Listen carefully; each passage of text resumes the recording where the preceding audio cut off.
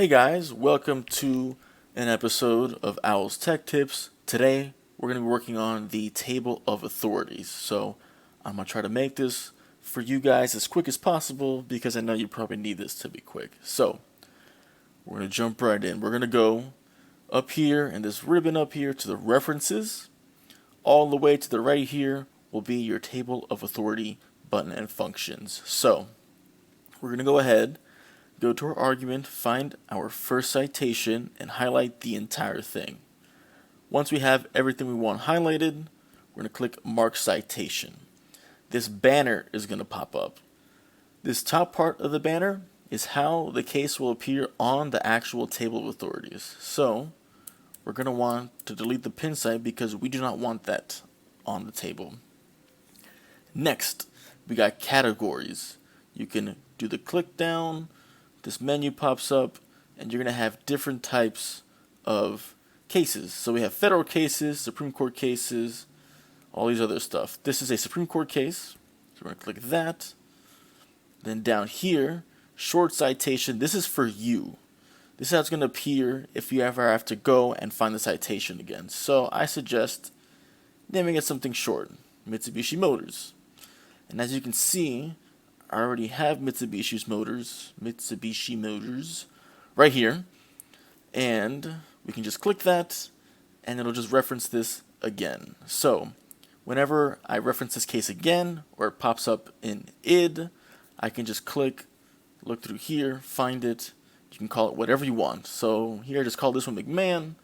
Here we just have a shortened version of statutes and whatever works for you guys. This one's just Sanders. So once you do all that, you're going to want to click Mark. I already have it marked, so I'm not going to click Mark, but once you do click Mark, this text will pop up.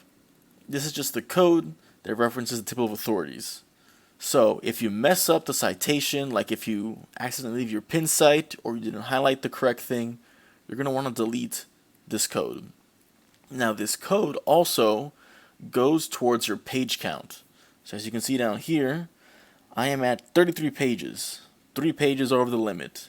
And for a while, you might think, dang, I gotta delete a bunch of stuff. But you don't. If you go up here, back to the ribbon in your home section, you'll see this button.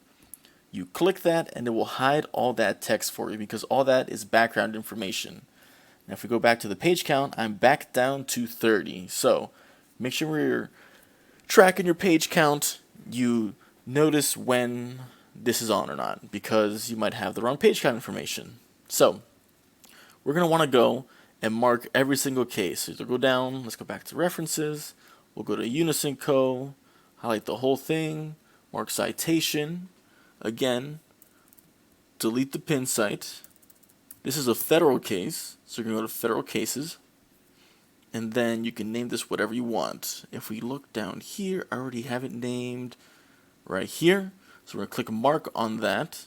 I already marked, so I'm not going to click it, but it'll have it set. So do this, like I said, for every single citation, every single id. And it does take up like quite a bit of time, but trust me guys, it's worth it because it just auto-generates the citations, which is great. And again, we want to make sure if you mess up the strings, you can go ahead and delete, like I showed you before, in case you put these in the wrong tables, because it'll automatically, once you automatically generate the table, put it under the right header. So if you put the wrong header, your federal case might pop up under the U.S. Supreme Court header, which is not good. So make sure you get all that right, take your time with it, get all your ids correctly, and it'll make your life a lot easier. So once we do all that, just like I already did, we go up here to my table of authorities, and we can just click Insert Table.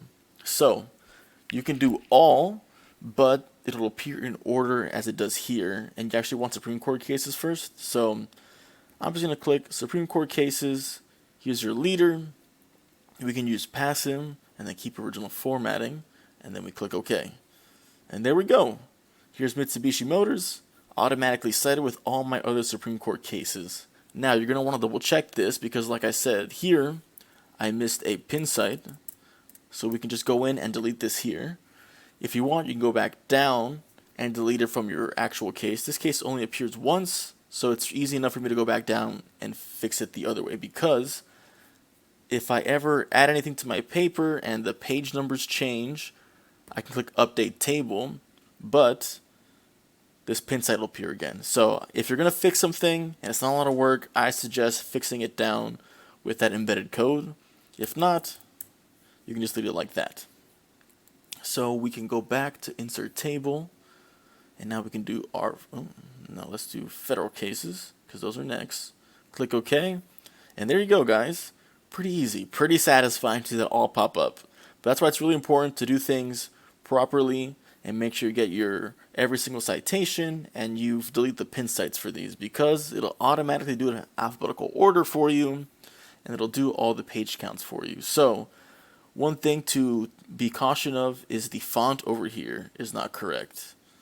So I think that depends on your default settings. I guess mine are not Times New Roman. So we can go back to home, Times New Roman, make this italics to make it look better, and then we can go ahead and make this double space. So there we go, guys. Simple enough. Like I said, if you have a quick fix, you can just delete these pretty simply. It generates the pages. I suggest, like always, double checking the pages to make sure you did everything correctly. And I suggest you do this at the very end, because like I said, if you have to switch something, if your page counts change and you need to update your table of authorities, we go back to references. We can click on the table, update table. It'll update it for us.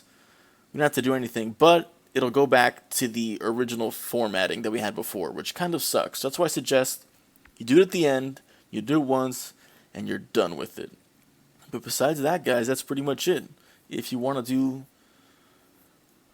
let's see, insert table, if you want to do your, let's go down here, insert table, your statutes and regulations, you do that. Easy enough. So hopefully this helps, guys. Hopefully this wasn't too quick. Thanks for tuning in for these Owls Tech Tips on Table of Authorities.